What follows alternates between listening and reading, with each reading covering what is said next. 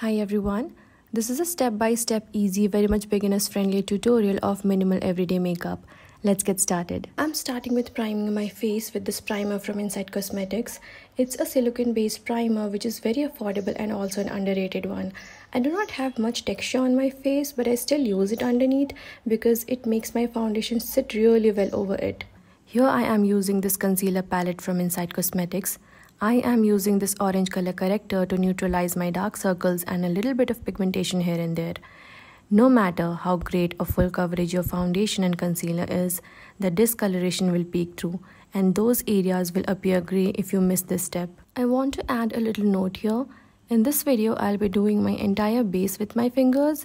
I know it's not the best professional way to do this, but I personally feel that fingers give me the best precision when I want to keep my base closest to my natural appearance.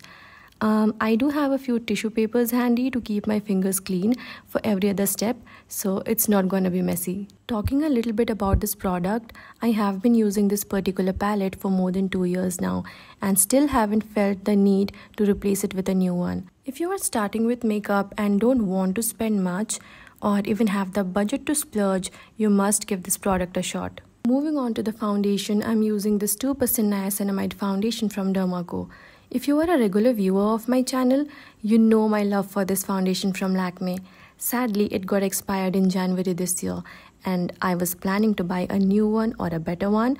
Then I remembered of this foundation from Derma Co, which was once heavily promoted by the brand. But then I didn't see many people using this. I did my fair share of research and decided to buy this one in the shade 04 Caramel. Well, choosing a shade for myself was an extremely difficult task as they have only 7 shades.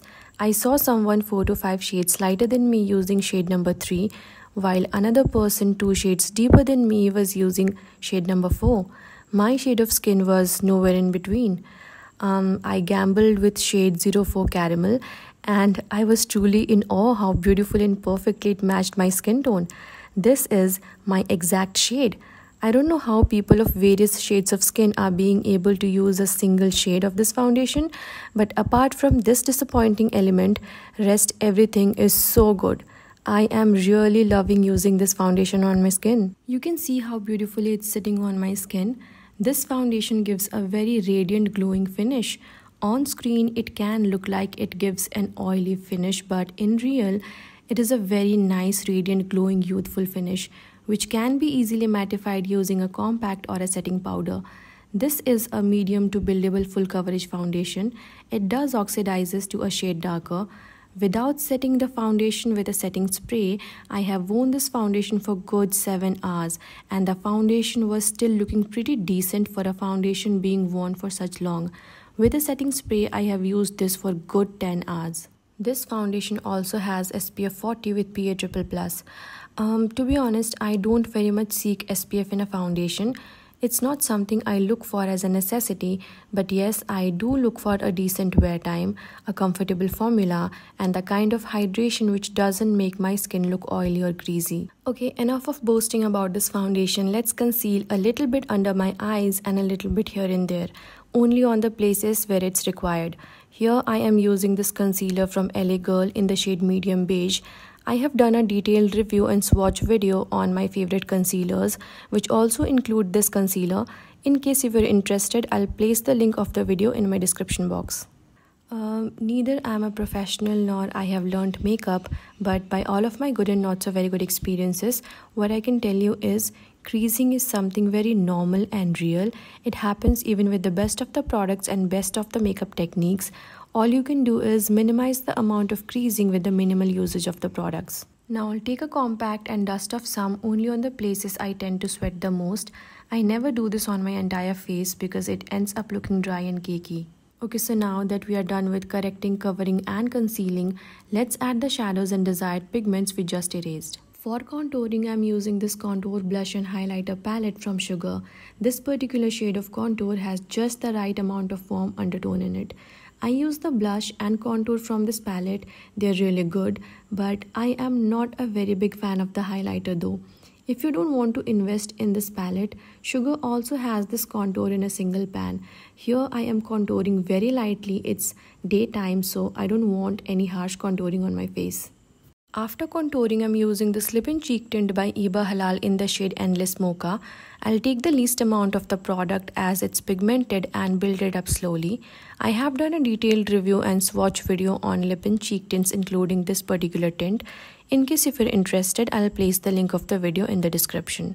Now that my base is all done, I'll put on some mascara. I'm using this Lakme Iconic Volume Mascara today. It's a waterproof mascara, but to be honest, it doesn't give any volume. Unlike what the name of the product says, there are better options of mascara available if you really want volume. I use this one only because it looks very natural on my lashes. It gives my lashes but better kind of effect and doesn't make them look harsh and hard. Now moving on to the lips, if you also struggle with matching your lipstick with your blush, let me tell you what I do. It's nothing extraordinary, just a simple way of not getting trapped in the confusion. I take a lip liner, outline my lips, take the tint on my finger and smudge the lip liner very lightly. Once I'm done with it and have got the desired diffused effect, I take some more tint on my finger and very lightly fill in my lips. That's it. And lastly, I fix everything with a makeup fixer. I never ever skip this step. Makeup fixers work in a way that not just it keeps your makeup intact for a longer period of time, it also makes your makeup look even better. This makeup fixer is my recent purchase after I finished my previous one and it's an amazing one. I have stretched my base very beautifully for good 10 hours with this makeup fixer. That is it for this video guys. Let me know if you found this video helpful, and if you ever try doing this, do tag me with your pictures and videos on Instagram and I would love to share them on my stories. Take care. I'll see you in the next one. Bye.